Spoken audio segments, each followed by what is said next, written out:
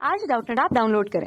Doubtnut पर अपने सभी गणित, रसायन विज्ञान, भौतिक विज्ञान और जीव विज्ञान के डाउट्स का करो सफाया। बस प्रश्न की फोटो खींचो, एक ही प्रश्न को क्रॉप करो और तुरंत वीडियो सोल्यूशन पाओ। अभी डाउनलोड करें। नमस्कार दोस्तों, स्वागत करता हूं आप सभी का। आपका प्रश्न है 2 लीटर नाइट्रोजन 6 लीटर हाइड्रोजन के साथ उचित अवस्था में पूर्ण रूप से अभिक्रिया कर 4 लीटर अमोनिया बनाती है। ठीक है, और कह रहा है यदि अभिकारी तथा उत्पाद गैसों के आयतन समान ताप व दाब पर मापे गए हैं तो सिद्ध कीजिए कि प्राप्त आंकड़े गैलुसाक के नियम का पालन करते हैं। ठीक है, तो आइए हम अपने प्रश्न के उत्तर को निकालते हैं तथा इस अर्थात जो गैलुसाक के नियम को जो है सिद्ध करते हैं कि ये आंकड़े ऐसा स्पष्ट करते हैं। ठीक है, तो इसके लिए जो है हम पहले गैलुसाक का जो नियम है उसको समझ लेते हैं कि यह नियम क्या कहता है, फिर उसके बाद जो है हम इसके जो है आंकड़ों के आधार पर इसकी क्रिया को देखते हैं। ठीक, तो जो गैलुसाक का नियम है वह यह कहता है कि एक समान ताप और दाब पर जब दो गैसें परस्पर संयोग करती हैं तो उनके अभिकारक आयतनों में सरल अनुपात होता है। यदि उत्पाद भी गैसें हों तो उनके आयतन भी अभिकारी गैसों के आयतन के सरल अनुपाती होते हैं। ठीक है, तो आइए इसको हम पहले लिख लेते हैं कि एक समान ताप, ठीक है ना, एक समान ताप और दाब पर जब दो गैसें परस्पर संयोग करती हैं, जब दो गैसें, ठीक है ना, जब दो गैसें परस्पर संयोग करती हैं, ठीक है ना, संयोग करती हैं तो उनके अभिकारक आयतनों में,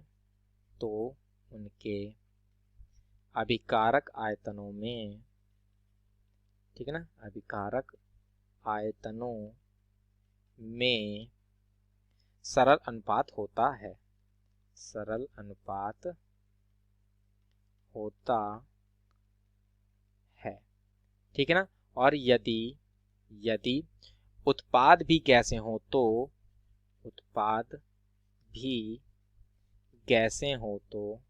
ठीक है ना, उत्पाद भी गैसें हों तो उनके आयतन भी अभिकारी गैसों के आयतन के, ठीक है ना, उनके आयतन भी अभिकारी गैसों के आयतन के, ठीक है ना, अभिकारी गैसों के आयतन के, ठीक है ना, अभिकारी गैसों के आयतन के सरल अनुपाती होते हैं, सरल अनुपाती होते हैं।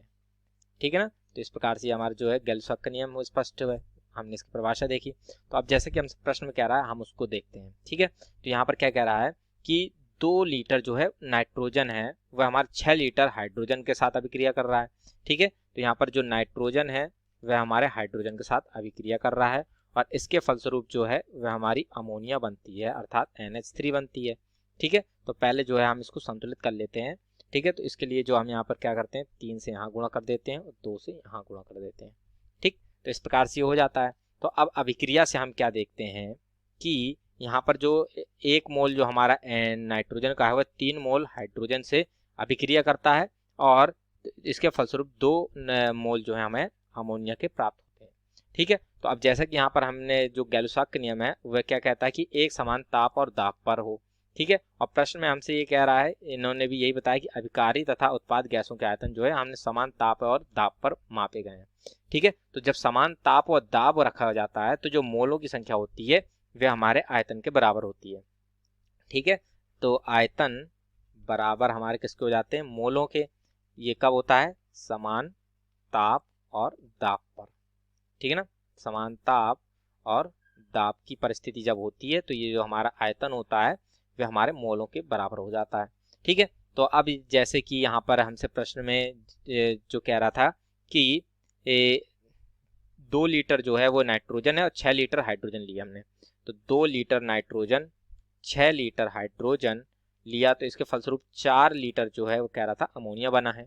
ठीक है, अब जैसा कि ये प्रश्न में कहा है, ठीक है, प्रश्नानुसार, ठीक है, और जो हम अभिक्रिया के अनुसार देखें, ठीक है, अभिक्रिया अनुसार, ठीक है। तो इसमें हमने क्या देखा था कि 1 मोल जो है अभिक्रिया कर रहा था वह 3 मोल हाइड्रोजन से, और यहाँ पर 2 मोल जो है हमें अमोनिया मिल रहे थे। तो जैसे कि हमने देखा था समान तापदाब पर ये हो रही है अभिक्रिया, तो आयतन जो है मोल के समान होंगे, अर्थात ये 1 लीटर जो है वो नाइट्रोजन से संयोग कर 1 लीटर नाइट्रोजन 3 लीटर जो है हमारे हाइड्रोजन से संयोग करके 2 लीटर जो है हमारी अमोनिया बनाएगी।